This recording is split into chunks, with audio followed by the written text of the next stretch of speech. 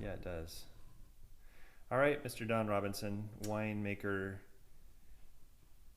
of vast knowledge and Well, I experience. don't know about that.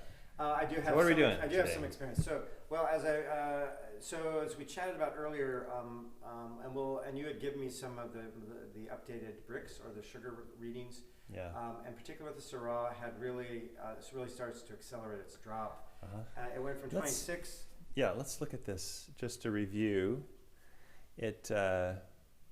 Yeah. So you started with Syrah at 26 when you first began fermenting, and now it is. Time moves this way. Time is this way. Okay. Yeah. And so then you're down to 18. So that's a drop of 8. Not quite a third. 8.5, I think, might be a third or something. Yeah. But you will at some point, certainly by this evening. So, as we had indicated, this means that you've got maximum yeast bodies.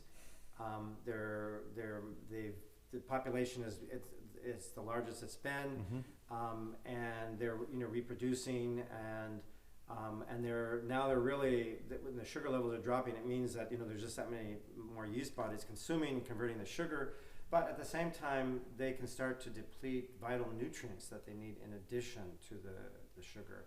So when we prepared the yeast starter, we did a very simple one. We didn't really go with some yeast nutrients, which you can do to give nutrients early on to the initial yeast populations. And then it also gets some of it into the must. We didn't do that, so I'm a little concerned that you might have some issues. And really what the symptom is, if you have issues, if the nutrients are getting low, when the sugar is really plunging, you'll get some hydrogen sulfide. It's the rotten egg smell. Oh, and so we need to start measuring some different things. What are the things that we need to start measuring? Well, all I'm doing is measuring the bricks and the temperature. Yeah, and that's really all you need to be measuring at this point. Okay. I mean, we didn't measure acid at the very beginning, but we'll talk about that at some point here. But so then when the yeast starts to die and decline, and they're struggling because of these lack of nutrients, they start releasing this hydrogen sulfide, which is really a horrible thing to start happening to the wine. What happens is usually it starts to sacrifice the nose. This is my own empirical observation of these years of making wine. And how does it sacrifice the nose? Well, you just have less. You'll have less fruitiness on the nose. It'll be less aromatic. With Pinot Noir grapes, it actually gets peppery. Yeah. I always love that when people say, "Oh, yes, the pepper essences and things." No, it's really because you'll have the same grapes and people have totally different experiences. I've never experienced a wine that had a peppery nose that also had a lot of fruit. Yeah. You'll sort of sense it in the background, but it's a trade-off. And my theory, and I've not seen this empirically, but you really want to limit hydrogen sulfide. So one way to limit it is not even just have a really slow fermentation. It never really warms up very much. It never gets super rapid, and it will obviously get a rapid point and drop. And it might take longer. And then you'll never have that risk, but you will not get full extraction from the skins. You will not get optimal color. You will not get optimal fruitiness. Yeah. Just this full structure that red grapes provide. So that's why the juice, the must right now is only around 70, 72 or so. It really, you should target when you attain this maximum level here, which you're really about at right now. Ideally, you get between about 75 and 80 degrees Fahrenheit.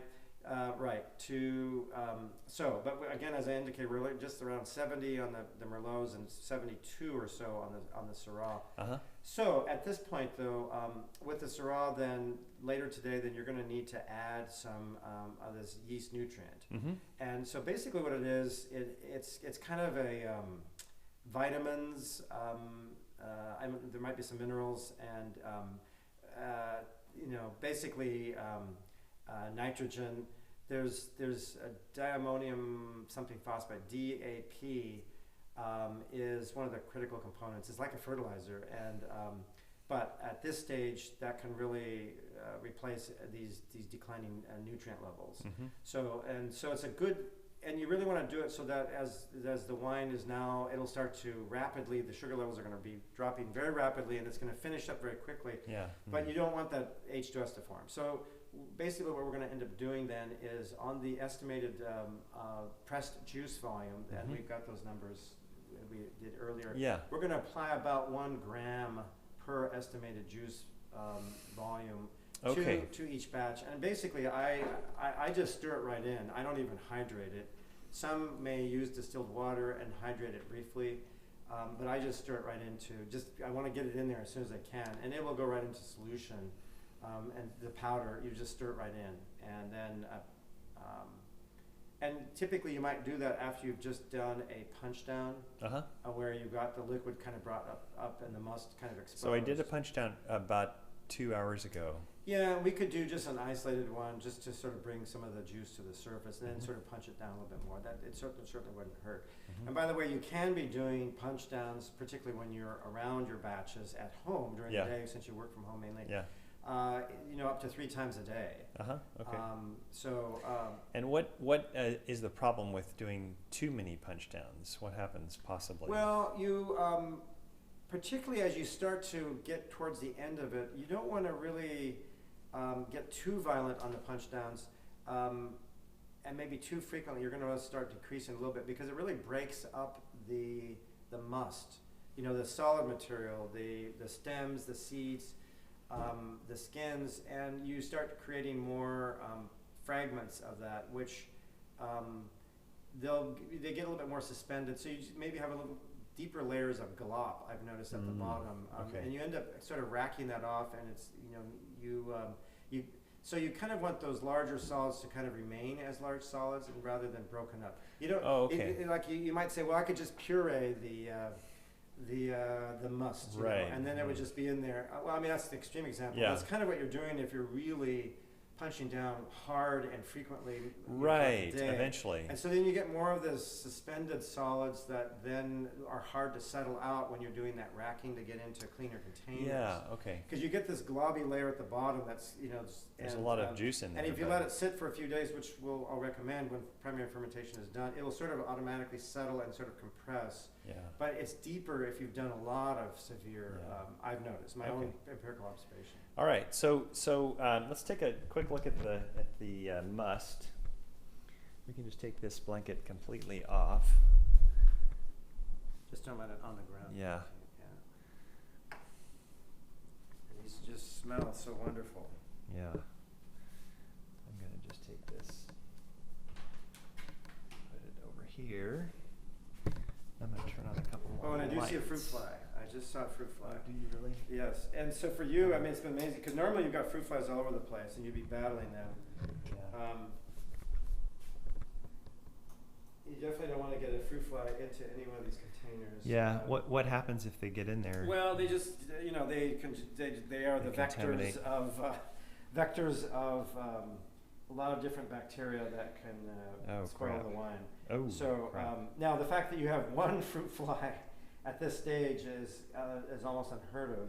Normally you'd have them kind of buzzing around, and at wineries they have huge batches they're doing, so they don't worry so much about the fruit flies. They try to keep them covered, but here it's it's smaller volumes, greater surface to volume ratio. Yeah. It's just we have to always be so much more careful than commercial wineries. So the first thing that we're going to do now is just measure out the yeast nutrients. Weigh it, right? Well, yeah, and so we're only going to put it in one here, right? Because these others, if I look at your chart back here, they were at, they're around 20, and they started at, I think it was around 20. Let's see, the Merlot mainly was started around. 26, 27? Yeah, gosh. Oh, the Syrah was 27. Okay.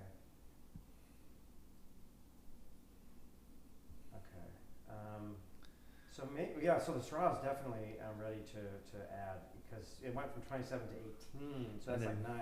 So definitely we need to add these, that now. the Merlots dropped from 27 or 26 to 20. 20, but that's only 6, right? And Yeah. it would be it needs That's to be. more like a So it's really fourth. it's tomorrow. You'd be doing that. Okay. Okay. And now let's go back to our notes then. What I'm going to do then is estimate how much of this to add, and it's plus or minus, but since you don't have any issue right now, but you don't have any H2S issue, it's not they're probably not really starving for nutrients. Okay.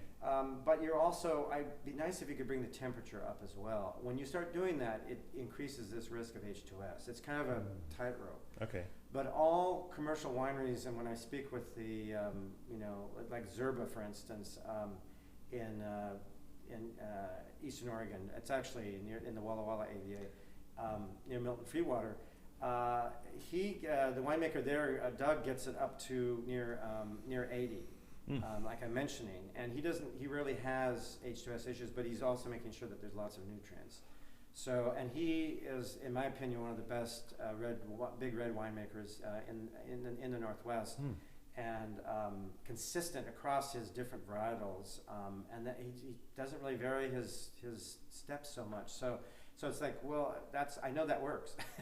And he gets optimal extraction. And of course, he's got these large, you know, fermenter bins, but and he has them in a warm room, similar to this, around 70 when it starts out, and they just naturally go up. He's not having to heat them. Oh, okay. It's just that they're lucky that way, right? This room is not 70. Yeah, I think well, maybe it's 63 or 4. Oh, okay. You can check that little temperature thing there. You just push the power on it. Oh yeah, yeah. See so what it is it really says. that cool now? Well, Yeah, I have the same one here. I just can't. here I can.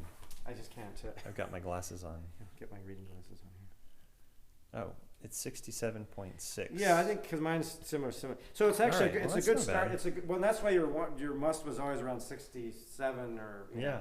So it's like, well, Just it room better be temperature. there, but it's like it hasn't gone up much, right? Right. Well, okay.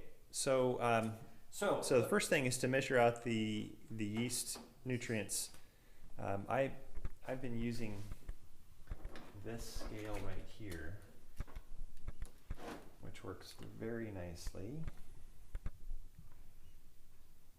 Let me show the video people here. Here we go. Anvil brewing equipment, electronic scale, and so what I'll do is I'll put this little container on it, and then maybe we should do a spray of this. yeah, you're going to want to always go into wait. You don't want to spray it because you're going to get it wet and then it's going to stick all over the place. Do you have just any other little container? Well, this has been Star Sansed Okay. before. Just yeah, you know what actually works really well. Instead of using a container like this, let's do like a lab.